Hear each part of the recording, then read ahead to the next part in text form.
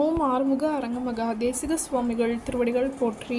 தவத்திரு குருநாதர் ஆசியால் அகத்தியர் சன்மார்க்க சங்கம் தூத்துக்குடி கிளை சங்கத்தின் சார்பாக 1/7/2026 தூத்துக்குடி தெப்பக்குளம் மாரியம்மன் கோவில் வளாகம் மற்றும் அரசு மருத்துவமனை வளாகத்தில் பசித்தோர் சுமார் 350 நபர்களுக்கு லெமன் சாதம் சிறப்பாக வழங்கப்பட்டது.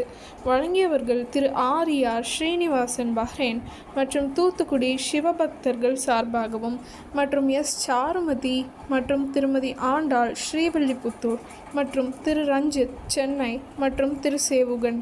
அன்னதானத்திற்கு பொருளுதவி செய்தவர்களும் தொண்டு செய்தவர்களும் அவர்கள் குடும்பத்தாரும் எல்லா வளமும் பெற்று சிறப்புடன் வாழ வேண்டுகிறோம்.